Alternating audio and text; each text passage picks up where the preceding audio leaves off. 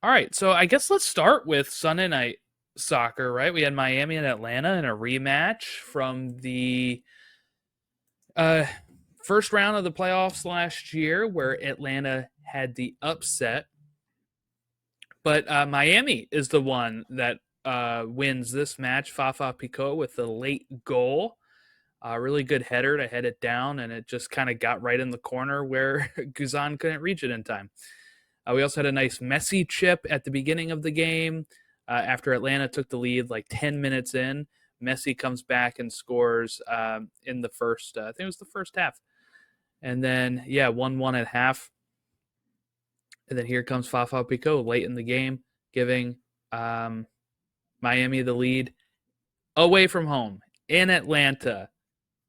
Is this, as our thumbnail is going to ask, the best rivalry in Major League Soccer? We talked a little bit ago about how Messi actually needs maybe for his Miami team to have that kind of roadblock, that sort of uh, rivalry, the way Barca and Madrid have.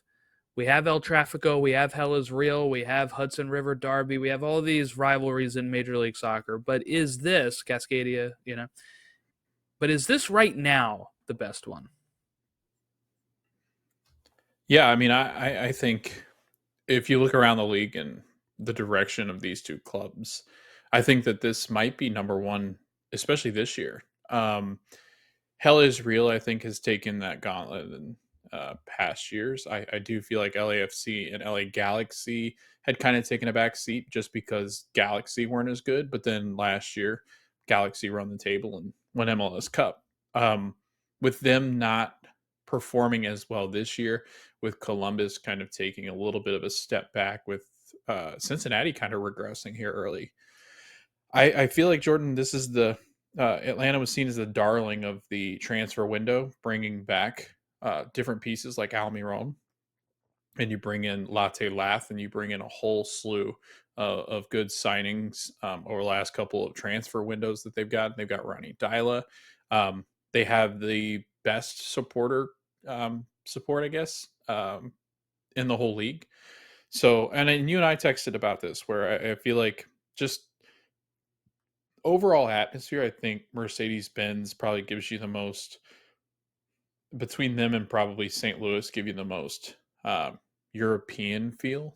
That I think that many will compare MLS always to the European leagues and the fan base behind them and the crowds that they get. And I think Mercedes Benz, just because of how big it is and how much they sell out that game, or those games with Atlanta United, I feel like this is what we need in MLS, is somebody to kind of go up against some of these giants. And I feel like Atlanta could build something like that.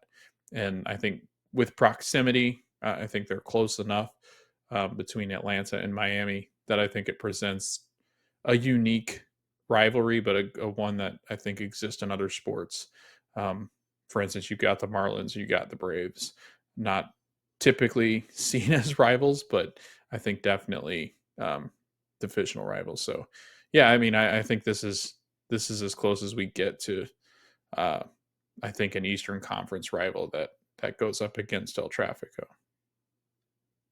I can't say that it's the best rivalry, but what I can say is that this is what was needed, like we talked about with Messi and Miami, but also what's needed in the South. We haven't really had in the South soccer scene since these clubs have joined in a really big rival. At times, Atlanta, Orlando had that, but it kind of felt half-hearted. This is like, you know, I think for a rivalry, you also can't have a team that wins constantly, which is kind of like the Hudson River Derby. A lot of the times it was the Red Bulls winning that.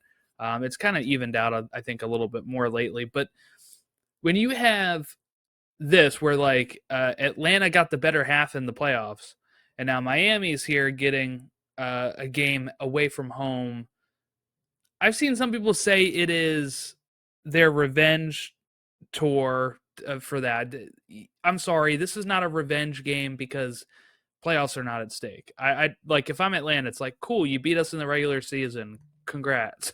Like, see us in the playoffs. But it is what the South needed. I thought maybe we would have got that more with Inter and Orlando, but Atlanta and Inter have been able to have those meaningful games in the playoffs. So they're, and then now in this game, it was a big game. Messi returns back to the lineup. It's in Mercedes-Benz, like you said, really great atmosphere. Guzan standing on his head for a lot of these type of games. The early lead by Atlanta, those are the type of things that help build that up a bit more. And I would be I'm really intrigued to see the next time these two face off what the vibe's like, because I mean, it felt like a rivalry game. It was a really good Sunday night soccer game to pick, right? Like, this is what Sunday night soccer is supposed to be.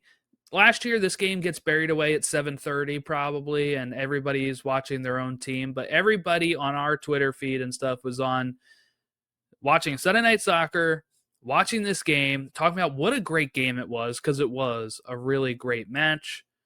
And, just absolutely exactly what we needed. I just wish, we can maybe get it outside of the Apple box as well, for people out there, to really draw in the interest. But, can only do what we can do. But I thought it was a really great game, and it's been great seeing this rival.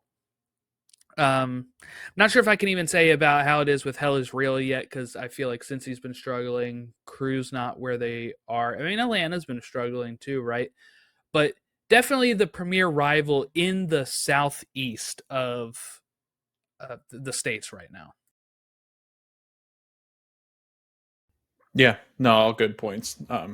I do just think that Atlanta United, as time has gone on, as Garth Lagerwey's put his stamp on this team, you're starting to see, I think, what you kind of saw with Seattle. I think Atlanta can reach that level where Seattle dominated for so long in the Western Conference.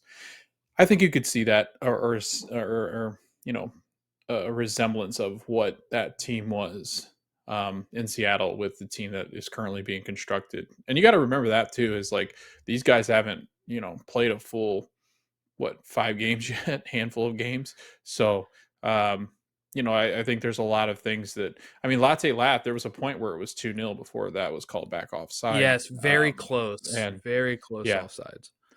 and then we're talking about a whole different thing maybe. So I think there's still some growth for Atlanta United. I still think there's some growth for Miami. I don't think Miami defends well. So I think there's a lot of growth. This is early in the season. Like you said, Jordan, I'd be interested to kind of key into the next match, which I think we could probably look that up of when it is. But I mean, I imagine that it'll be sharper just because of depending on when they play each other again, what that'll look like. As long as it's not in those summer months when you start to see some of these guys like head out for international break. Yeah, I'm assuming it won't be, because I could be wrong, but Miami is going to be in the Club World Cup, so I feel like they're going to have some games rescheduled, right? So Yeah. if it was in the summer, could get moved. I would assume this is almost going to be even let's say next year, a decision day type of matchup if they haven't already scheduled it for decision day. That Yeah. to me seems like where we could end up with that. June 28th is their next matchup. June 28th. Okay, like 2 days after my birthday. That's during the Club World Cup though. So I don't know how they're going to do that. They're going to have to reschedule, I would think. Depending if they move on. If Miami doesn't move on, which at that time the group stage is done, I guess it could. Yeah, that's a good point.